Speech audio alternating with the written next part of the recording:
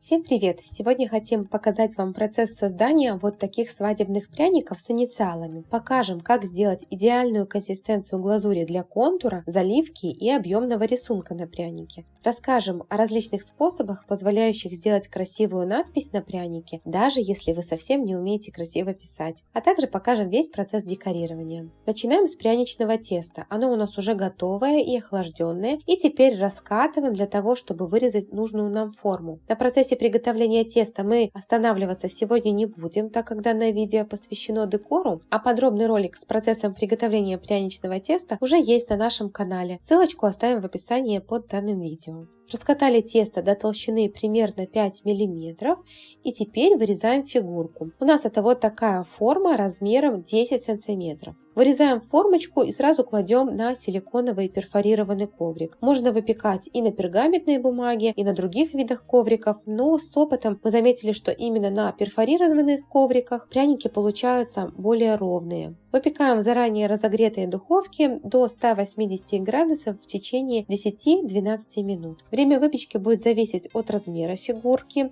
Формы поменьше нашей выпекаются около 7 минут. Нужно смотреть на внешний вид пряника и приспособиться к своей духовке.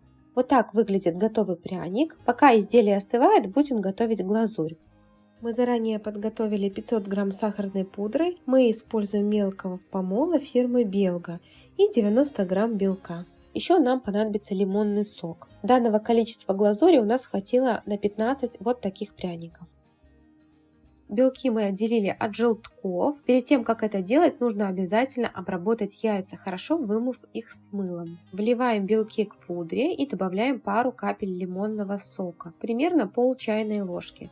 Также может подойти и разведенная в воде лимонная кислота. Начинаем взбивать на низкой скорости миксера. Взбиваем очень медленно, не совершая резких вращающих движений рукой, чтобы сократить количество пузырей. Как только вся сахарная пудра вмешалась, можно немного увеличить скорость. Мы ставим на вторую и продолжаем процесс. Важным правилом для взбивания белка является чистая емкость, в которой мы будем взбивать. Очень хорошо вымойте венчики и емкость, чтобы поверхность была не жирной, иначе белки просто не взобьются. Сразу масса была сероватая, но по мере взбивания она светлеет и увеличивается в объеме. Долго взбивать не нужно, так как если перевзбить глазурь, она будет хрупкой и после высыхания может отслаиваться от поверхности пряника. А если не довзбить глазурь, то после высыхания она будет оставаться на прянике разводами и большая вероятность миграции цветов. Нужно найти правильную консистенцию готового айсинга. Вот такая масса получается после взбивания в течение 2,5 минут. Но этого недостаточно, и мы продолжаем взбивать еще.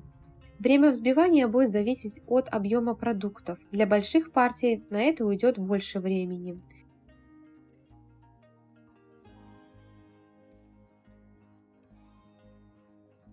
У нас прошло еще 2 минуты взбивания, и вот такая масса стала.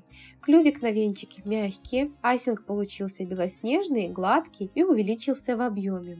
На взбивание до такого состояния у нас ушло 5 минут. Но у всех это время может быть разным, так как модели миксеров разные и венчики вращаются с разной скоростью. Так что больше ориентируйтесь не на время, а на консистенцию и цвет массы. Сейчас нужно сделать айсинг разной плотности путем разведения обычной холодной водой. Вот такой плотности идеально подойдет для контура. Мы его ничем не разбавляем. Сразу откладываем часть в одноразовый кондитерский мешок, а остальную массу будем разводить холодной кипяченой водой. На наше количество ингредиентов добавляем сразу около 2 столовых ложек воды и аккуратно перемешиваем на низкой скорости миксера. Тут главное не перелить воду, чтобы масса не стала сильно жидкой. Наблюдаем за текучестью, видим, что рисунок еще недостаточно расплывается, поэтому вносим еще примерно столько же воды и аккуратно перемешиваем.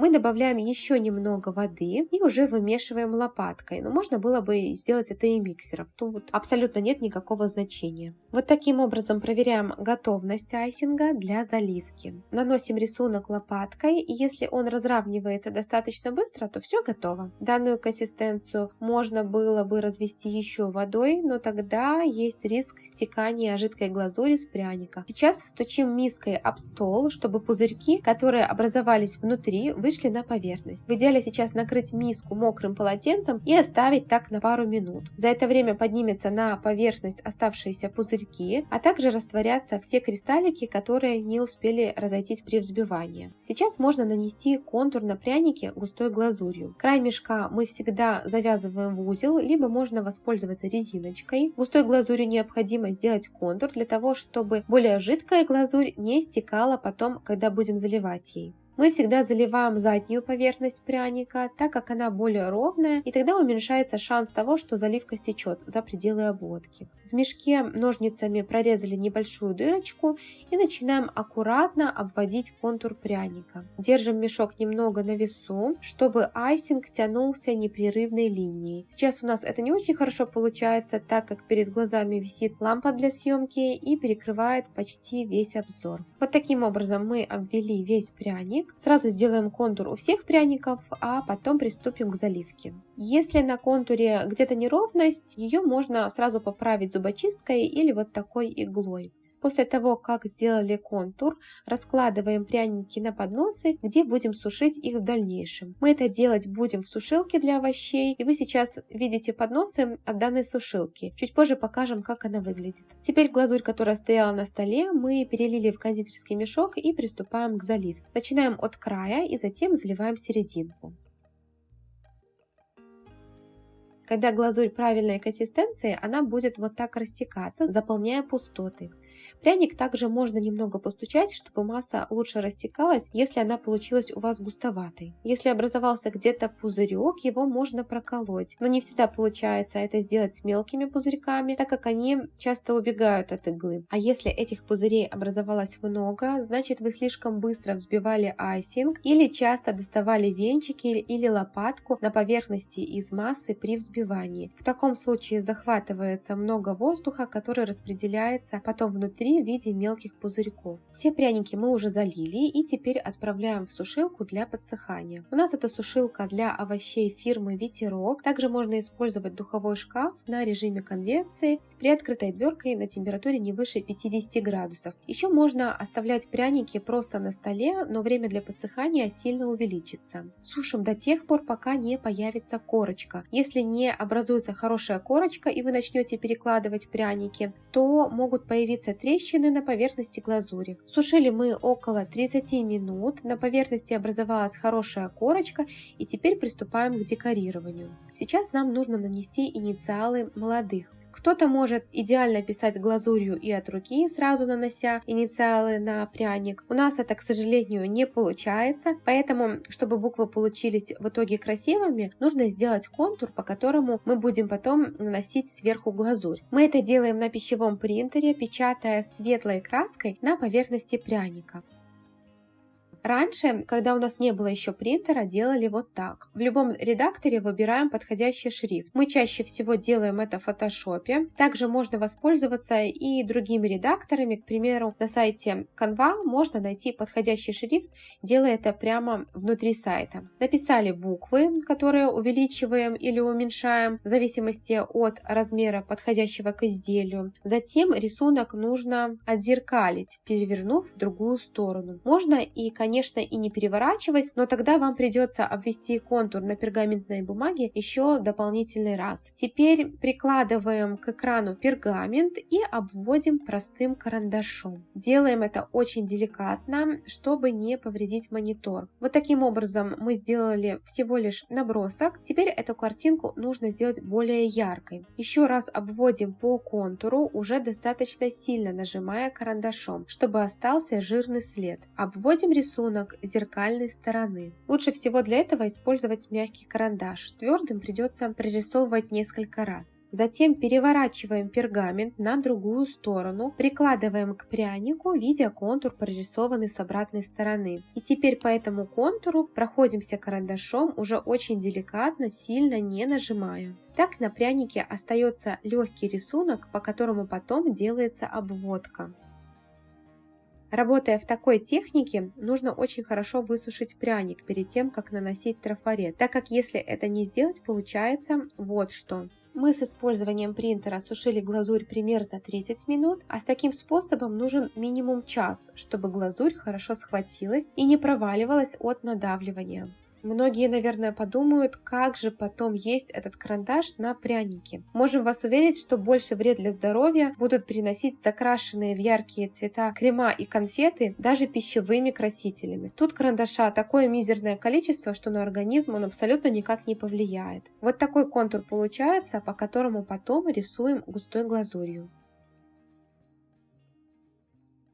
Мы данный рисунок распечатали и теперь будем наносить на буквы объем. Используем глазурь, которая была у нас для обводки, и аккуратно начинаем обводить буквы. Если айсинг в кульке у вас долгое время пролежал и вы им не работали, можно прям в кульке перемешать его, как бы протирая кулек в руках. Так консистенция станет более однородная и работать будет удобнее. Неровности, которые получаются, можно подправить зубочисткой. Таким образом делаем надписи на всех пряниках. После мы нарисовали еще вот такие линии, которые будем чуть позже покрывать золотом. Теперь приступаем к созданию цветочков. Для этого нам нужно сделать айсинг очень густой консистенции. Все остатки глазури, которые у нас остались в мешках, отправляем опять в миску и добавляем сахарную пудру. Перемешиваем и смотрим на консистенцию. Она должна быть очень густой, чтобы цветок не расплывался, а держал форму. Если густоты недостаточно, добавляем еще пудры.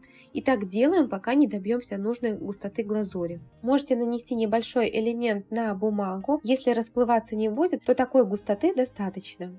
Теперь берем насадки. Для создания цветочка можно использовать любые плоские насадки. Я беру вот такую, как для розы. Часть густой массы мы уже переложили в мешок, другую закрасили гелевым водорастворимым красителем.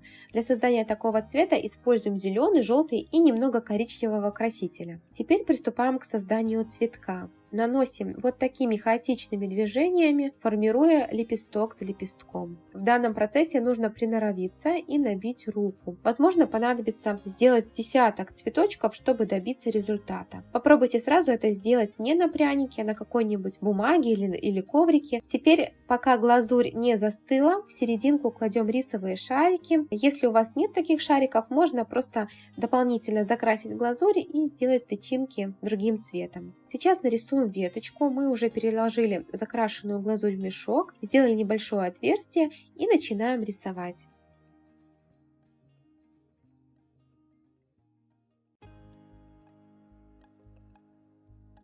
Чуть позже мы будем покрывать буквы золотом, и удобнее это было бы сделать до момента декорирования цветами. Но мы это, к сожалению, поняли уже после.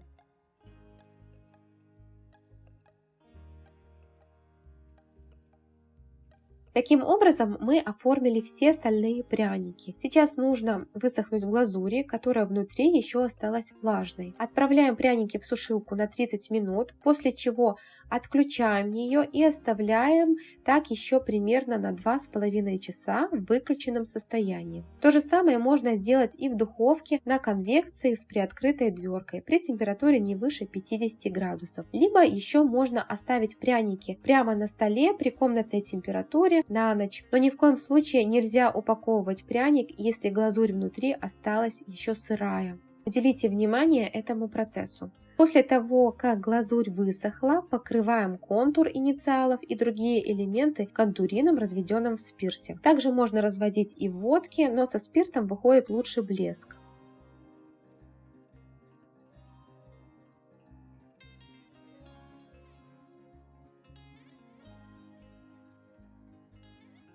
Брызги делаем кисточкой вот таким образом. Сейчас нужно дать немного времени, чтобы кондурин высох, и можно сразу приступать к упаковке. Упаковываем пряники в пакетики, которые приобретаем в кондитерских магазинах или на крупных рынках. И вот что у нас получилось. Срок хранения пряников в плотной упаковке очень длительный, и даже по истечению 6 и даже 12 месяцев он остается ароматный и вкусный. По данному рецепту глазури и пряничного теста мы готовим все пряничные изделия на различные тематики, а также топперы для тортов. Обязательно попробуйте приготовить, а своими результатами делитесь в комментариях. Не забывайте ставить лайки за наши старания и подписываться на наш канал. А также мы напоминаем вам о нашем инстаграм-канале, где мы делимся различными полезностями и немного личной жизнью. Ссылка будет в описании под видео. С вами была студия Сестры. До новых встреч в новых роликах.